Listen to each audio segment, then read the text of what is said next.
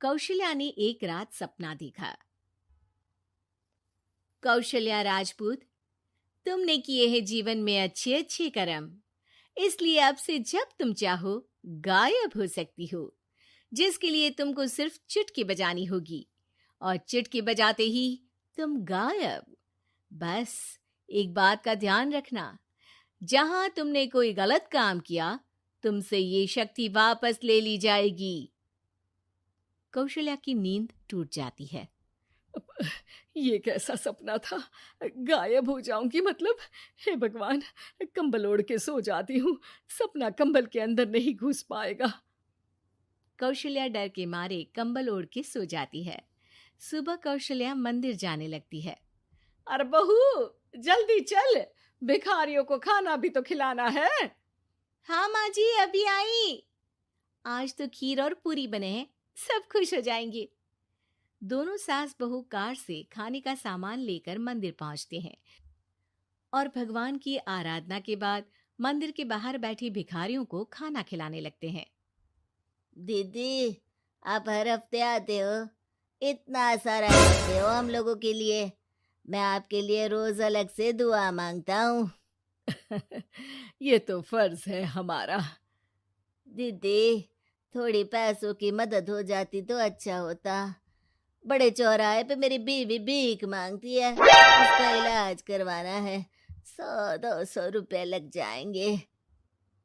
कौशल्या उसी वक्त भिखारी को 500 का नोट दे देती है और दोनों सास बहू वहां से लौटने लगती हैं। तभी कौशल्या को कोई शंका होती है। अब बहू रुक, तो मैं अभी आई।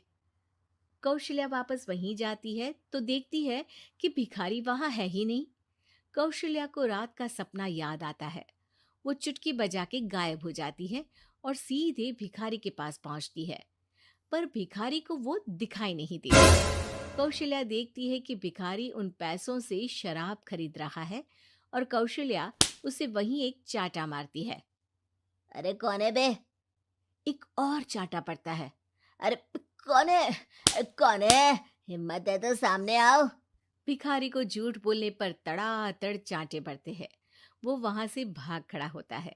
कौशल्या चुटकी बजा के वापस बहू के पास आ जाती है और मन ही मन सोचती है, ऐसे तो मैं कितने गलत काम रोक सकती हूँ, कितनी ताकतवर हूँ मैं, किसी को पता भी नहीं चलेगा। सासू माँ, आप क्या सोच रही हो? अब कुछ नहीं, कुछ भी तो नहीं।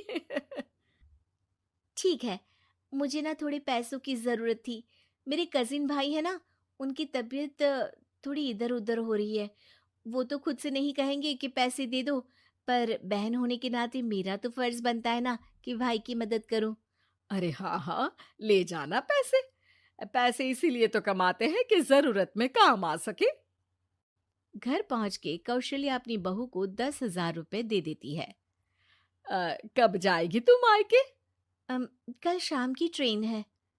दोनों काम में लग जाती हैं। तभी काम वाली दीदी वहां आती है।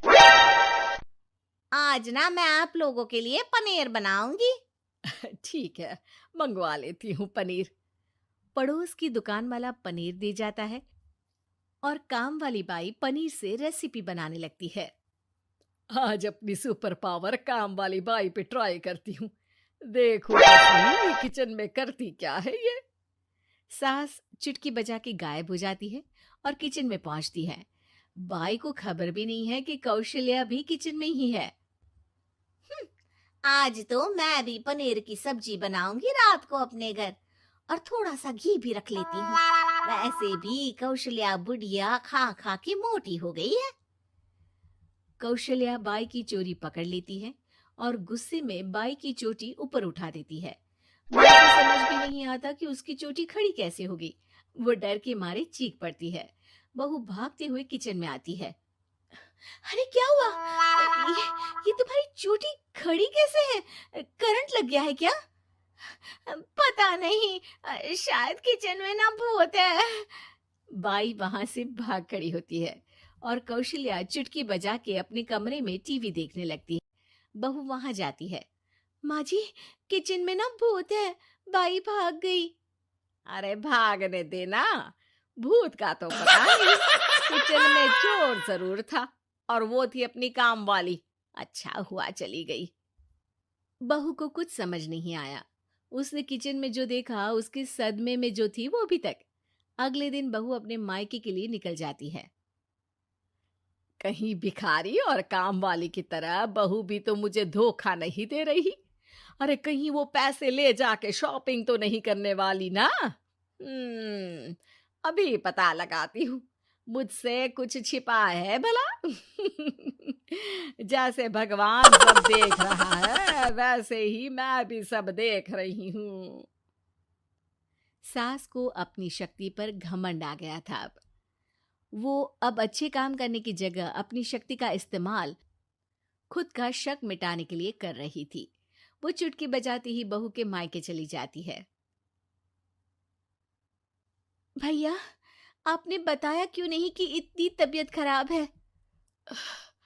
अरे तेरी सास बूढ़ी हो गई है, इतना भला काम करती है, उनकी मदद कौन करता है? यहाँ तो और भी लोग हैं ना। भैया, मेरे पास कुछ पैसे हैं, आप दूसरे डॉक्टर को दिखा दीजिए ना। अरे मुझे लगता है कि मेरा टाइम आ गया है, मुझे जाना होगा। कमरे में भाई की आत्मा को लेने यमदूत आ चुके थे। कौशल्या भले ही किसी को नहीं दिख रही थी, पर यमदूत ने उसे देख लिया। यही आत्मा है शायद, परछाई दिख रही है, पहले ही तैयार खड़ी है। अरे आप कौन हो? यमराज का नाम सुना है? हैं? आप यमराज हो क्या? नहीं, हम उनके यहाँ जॉब करते हैं, आत्मा उठा के ले जाते हैं डिलीवरी वाले। चलो अब तुम्हारा टाइम पूरा हो गया। अरे आप शायद ना वो बिस्तर पर पड़े आदमी की आत्मा को लेने आए हो। मैं तो बस यहाँ देखने आई थी कि मेरी बहू कहीं मुझसे पैसे लेकर शॉपिंग करने तो नहीं चली गई ना। मतलब तुम्हारे पास शक्ति है गायब होने वाली? हाँ। तुम ऐसे तुच्छ काम में उपयोग कर रही हो ऐसी दिव्य शक्ति का, अब तो तुमको ही लेके जाऊंगा। अरे नहीं नहीं, कल मुझे किटी पार्टी में भी तो जाना है। अब नरक में ही करना किटी पार्टी। नहीं नहीं नहीं। 3 बार नहीं क्यों बोल रही हो? टीवी सीरियल चल रहा है क्या एकता कपूर का? अरे प्लीज मुझे जाने दो। आप तो उस बीमार आदमी की आत्मा को लेने आए थे ना। गलत डिलीवरी करोगे तो यमराज डांटेगा ना। बात तो सही कर रही हो, पर हमको उस पे दया आ गई। अभी उसकी उम्र ही क्या है, पर कुछ तो लेके जाना पड़ेगा ना। एक काम करो, अपनी शक्ति दे दो, गायब होने वाली। हैं? अरे क्यों? तुम पृथ्वीलोक का भ्रष्टाचार रोक सकती थी, चोरी रोक सकती थी, अरे कोरोना रोक सकती थी, पर तुमने अपनी बहू की जासूसी करना शुरू कर दिया। अरे लेकिन किंतु परंतु। यमदूत सास की शक्ति लेके वापस चले जाते हैं। कौशल्या की परछाई हवा से नीचे गिरती है और जमीन पे आते आते कौशल्या का शरीर सामने आ जाता है। लग गई, कितने ऊपर से फेंका। माँ जी, आप यहाँ ऊपर से कैसे गिरी? अरे समदन जी, आप अचानक कमरे में। सब घबरा जाते हैं। सास बहू को सारी बात बता देती है। ये लो आपके 10,000 रुपये। आपको मुझ पे इतना भी भरोसा नहीं है? अरे बहन, मुझे दर्द नहीं हो रहा है, अब अचानक से सब अच्छा होने लगा है। अरे तो फिर बिस्तर से उठ जाओ और मुझे लेटने दो। गिरी हूं ऊपर से तो पूरा बदन दुख रहा है। भाई को तो यमदूत ठीक करके जाते हैं, पर कौशल्या देवी दर्द के मारे बिस्तर पर आ जाती हैं।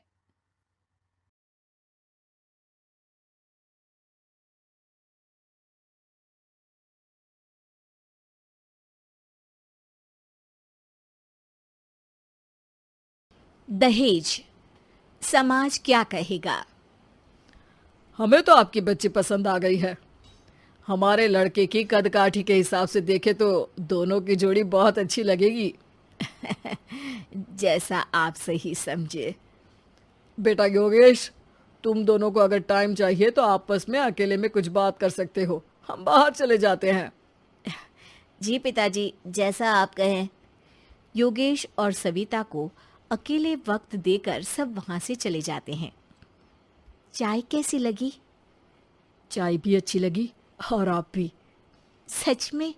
हाँ, मैंने तो फोटो देख के ही हाँ बोल दिया था। मुझे भी आप अच्छे लगे। आपको कुछ पूछना हो तो पूछ लीजिए, जैसे खाना बनाना आता है या नहीं, घर के क्या क्या काम कर लेती हूँ, वगैरह वगैरह। वो तो मेरी माँ आपकी माता जी से पूछ ही लेंगी, वो मेरा डिपार्टमेंट नहीं है। इधर योगेश और सविता जिंदगी भर का साथ जोड़ने की बात कर रहे थे। उधर सविता के पापा योगेश के पिताजी के सामने हाथ जोड़ के खड़े थे। देखिए, हमारा बेटा पढ़ा लिखा है, अच्छी नौकरी करता है, उसमें जितना पैसा लगा है कम से कम उतना तो मिलना चाहिए ना। 10 लाख से कम में तो नहीं हो पाएगा। बेटी हमारी बहुत होनहार है और 7 लाख भी तो कम नहीं होते हैं ना जी। अगर आप हमारी बेटी को शादी के बाद काम करने देंगे तो 3 लाख तो 6 महीने में ही कमा लेगी। हमारे घर में ये सब नहीं होता, औरतें घर संभालती हैं और आदमी बाहर के काम। जरा मेरी बात तो समझिए, एक कार देने के बाद 10 लाख रुपए नगद देने में हमारी कमर टूट जाएगी और इसके अलावा टीवी फ्रिज तो देना ही पड़ेगा। शादी की तैयारियां, मेहमानों की पूछ परख, बारातियों का स्वागत। बेटी की शादी में बाप पर बहुत दबाव होता है जी। देखिए, हमारा बेटा कोई दुकान में रखी चीज नहीं है जिसके ऊपर हम भाव ताव कर सके, और आप उसे कम दाम में खरीद लेंगे। 10 लाख से एक भी रुपया कम नहीं होगा। ठीक है, जैसा आप कहे जी, पर आधा पैसा अभी और आधा कन्यादान के वक्त दे देंगे। अरे, इसमें भी किश्त मांग रहे हैं आप? हमने तो सोचा था कि अच्छा परिवार होगा आपका। अच्छा ही परिवार है देवनाथ जी, पर पैसों की थोड़ी तंगी है ना, वरना सब ठीक ही है हमारे परिवार में जी। देवनाथ वहां से अपने बेटे योगेश को लेकर चले जाते हैं और कुंडली मिलवाई जाती है। 36 में से 32 गुण मिलते हैं। जल्दी शादी का मुहूर्त भी निकल आता है। अब कन्या को बुलाइए। आओ बेटी, यहाँ बैठो, योगेश की बाई और। मंत्रोच्चार शुरू करते हैं। मंगलम भगवान विष्णु मंगलम गरुड़ध्वजा मंगलम। सविता के पापा सविता और योगेश के बीच में जाकर बैठ जाते हैं। बेटी, तेरी माँ को यहाँ बैठना था, पर तेरी विदाई नहीं देखना चाहती होगी शायद, इसीलिए पहले ही चली गई। बाबा, हंसी खुशी का माहौल है, रोने का समय तो विदाई के वक्त होता है ना, तब ये इमोशनल अत्याचार कर लेना। अभी तो मुस्कुराइए, कैमरा आसपास ही है। तभी पीछे योगेश के पिताजी आ जाते हैं। अभी तक पैसे नहीं आए आपके यहाँ से? उठा लूं क्या बेटे को? आते ही होंगे, मैंने अपने छोटे भाई को व्यवस्था करने के लिए कह दिया था। अरे तो जल्दी कराइए ना, वरना देर हो जाएगी, समझ रहे हो ना आप? योगेश और सविता दोनों एक दूसरे की तरफ देखते हैं। सविता चाहती है कि योगेश कुछ बोले, पर योगेश अपना मुंह दूसरी तरफ फेर लेता है। पापा, कितने पैसे की बात की है आपने? अरे बेटी, तुझे इससे क्या मतलब? मेरी डील की है ना, तो मुझे तो पता ही होना चाहिए। कन्यादान की विधि शुरू करेंगे। तभी योगेश के पिता वापस वहां आ जाते हैं। पैसे देते हैं या बेटे को उठवा लूं?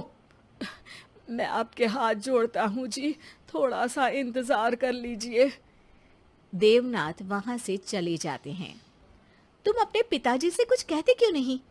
उनके सामने कोई आवाज नहीं उठाता। ऐसा नहीं है, कोई तो उठाएगा ही। तभी वहां सविता के चाचा एक बैग लेकर आते हैं और सविता के पापा को देते हुए कहते हैं, 9 लाख ही हुए। आत्माराम इशारा करके योगेश के पिता को वहां बुलाते हैं। क्या? सिर्फ 9 लाख? बाकी 1 लाख कहाँ है? नहीं हो पाए जी, शादी के बाद कर देंगे। अरे आप बात से पलट रहे हैं। जल्दी से अभी के अभी पूरे पैसे लाइए, वरना बेटे को उठाऊं क्या? देखिए मैं आपके पाँव पड़ता हूँ। रुक जाइए पापा, रिश्ते हाथ पकड़कर जोड़े जाते हैं, पांव पकड़कर नहीं। बेटी तू चुप रह। नहीं, ये कब से बस कह ही रहे हैं कि उठवा लूं, पर कोई उठ ही नहीं रहा। लो, मैं ही उठ जाती हूँ। बेटा अपशगुन हुआ। दहेज लेना सबसे बड़ा अपशगुन है, पाप है, पाखंड है। और योगेश, तुम्हें मैं पसंद हूँ तो कुछ बोलते क्यों नहीं? और तुम्हारे पिताजी, अरे देवनाथ जी, आपके नाम में ही बस देव है, काम तो आपके असुरों जैसे हैं। पर गलती आपकी नहीं, गलती मेरे पिताजी की है, जो आप जैसे लोगों को घर की दहलीज भी चढ़ने देते हैं। लेकिन एक बात साफ है, मैं आपके घर की दहलीज कभी नहीं चढ़ूंगी। अरे बेटा, समाज क्या कहेगा? यही कहेगा कि सविता के भीतर की माँ दुर्गा जाग गई थी, जिसने पापा के खिलाफ, गलत के खिलाफ आवाज उठाई। आसपास के लोगों ने जोरदार तालियां बजाई। समाज की तालियों से पता चला कि समाज क्या कहेगा। समाज ने सविता की बात को स्वीकार भी किया और उसको अपनी सर आंखों पर भी बिठा लिया। सविता के पिता में हिम्मत जागी और उन्होंने कहा, देवनाथ जी, आप कह रहे थे ना बेटे को उठा लूं क्या? उठा लीजिए। हमारी बेटी को आपका लड़का पसंद नहीं है और हमें आप